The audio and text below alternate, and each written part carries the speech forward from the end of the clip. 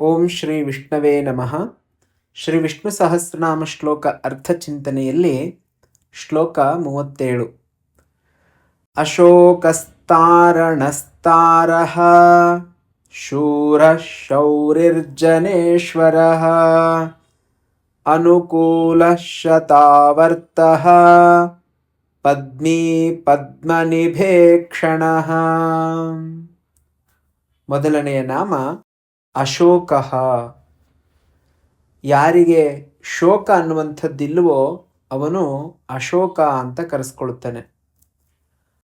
ಭಗವಂತನಿಗೆ ಶೋಕ ಅನ್ನುವಂಥದ್ದು ಇಲ್ಲ. ಅಂತಹ ಭಗವಂತನನ್ನ ಯಾರು ಅನನ್ಯವಾಗಿ ಭಜಿಸ್ತಾರೋ ಅಂಥವರಿಗೂ ಕೂಡ ಶೋಕ ಅನ್ನುವಂಥದ್ದು ಉಂಟಾಗೋದಿಲ್ಲ. ಹಾಗಾಗಿ ಶೋಕವನ್ನು ನಾಶಗೊಳಿಸುವವನಾದ್ದರಿಂದ ಭಗವಂತನ ಹೆಸರು ಅಶೋಕ ಅಂತ ಆಗಿದೆ. ಶೋಕಾದಿ ಷಡೂರ್ಮಿ ವರ್ಜಿತ ಅಶೋಕ ಅಂತ ಆಚಾರ್ಯರು ಭಾಷ್ಯದಲ್ಲಿ ಬರೀತಾರೆ. ಹಸಿವು, ನೀರಡಿಕೆ, ಮೋಹ, ಮುಪ್ಪು, ದುಃಖ, ಸಾವು, ಈ 6 ಬಾಧೆಗಳು ಸಾಮಾನ್ಯವಾಗಿ ಜೀವರನ್ನ ಬಾಧಿಸ್ತಾ ಇರ್ತವೆ. ಇಂತಹ ಬಾಧೆಗಳಿಂದ ಬಿಡಿಸುವಂಥವನೇ ಅಶೋಕ ಅಂತ ಕರೆಸ್ಕೊಳ್ತಾನೆ. ಅದು ಭಗವಂತನ ನಾಮ. ಮುಂದಿನ ನಾಮ ತಾರಣಃ. ತಾರಣಃ ಅಂತಂದ್ರೆ ದಾಟಿಸುವವನು ಅಂತ ಅರ್ಥ. ಸಂಸಾರ ಸಾಗರಾತ್ ತಾರಯತೀತಿ ತಾರಣಃ. ಸಂಸಾರ ಎನ್ನುವಂಥದ್ದು ಸಾಗರ. ಈ ಸಂಸಾರ ಸಾಗರವನ್ನ ದಾಟಿಸುವವನು ಭಗವಂತ. ಆದ್ದರಿಂದ ಅವನ ನಾಮ ತಾರಣಃ. ಶೂರಃ ಶೌರಿಃ ಜನೇಶ್ವರಃ. ಮುಂದಿನ 3 ನಾಮಗಳು. ಶೂರಃ ಅಂತಂದ್ರೆ ವಿಕ್ರಮಣಾತ್ ಶೂರಃ. ಭಗವಂತ ಶೌರ್ಯಾದಿ ಗುಣಗಳನ್ನು ಹೊಂದಿದವನು. ಹಾಗಾಗಿ ಅವನನ್ನು ಶೂರಃ ಅಂತ ಹೇಳ್ತೀವಿ.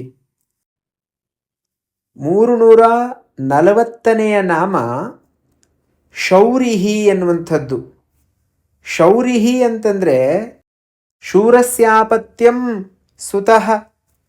ಶೂರಸ್ಯಾಪತ್ಯಂ ಪುಮಾನ್ ಶೌರಿಹಿ. ಕೃಷ್ಣಾವತಾರದಲ್ಲಿ ಭಗವಂತ ಶೂರನ ವಂಶದಲ್ಲಿ ಹುಟ್ಟಿ ಬಂದ, ವಸುದೇವನ ಮಗನಾಗಿ. ಆದ್ದರಿಂದ ಭಗವಂತನ ಹೆಸರು ಶೌರಿಹಿ ಅಂತ ಆಯಿತು. ಶೂರಃ ಶೌರಿಃ ಜನೇಶ್ವರಃ. ಜನೇಶ್ವರ, ಎಲ್ಲ ಜೀವಿಗಳಿಗೆ ಭಗವಂತ ಒಡೆಯ. ಆದ್ದರಿಂದ ಜನೇಶ್ವರಃ. ಜನಾನಾಂ ಜಂತೂನಾಂ ಈಶ್ವರಃ ಜನೇಶ್ವರಃ.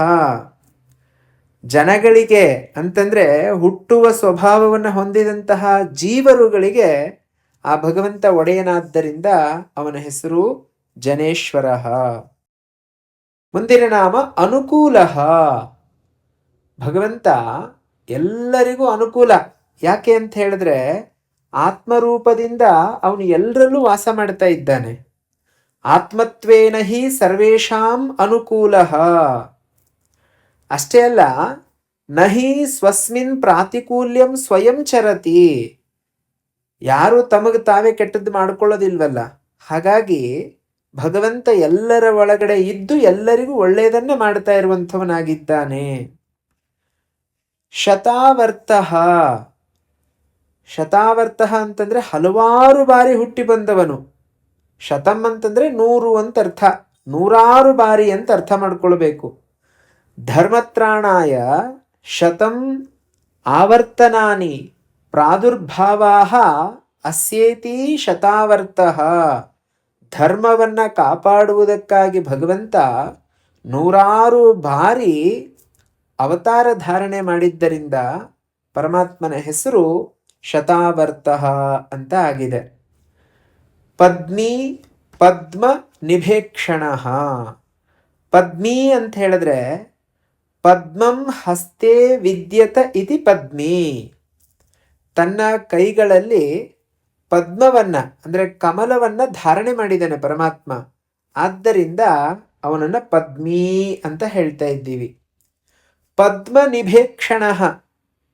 ಪದ್ಮನಿಭೇಕ್ಷಣ ಅಂತ ಹೇಳಿದ್ರೆ ಪದ್ಮನಿಭೇ ಈಕ್ಷಣೆ ದೃಶೌ ಅಸ್ಯ ಇತಿ ಪದ್ಮನಿಭೇಕ್ಷಣ. ಕಮಲದಂತೆ ಇರುವಂತಹ ಕಣ್ಣುಗಳನ್ನು ಭಗವಂತ ಹೊಂದಿದ್ದಾನೆ.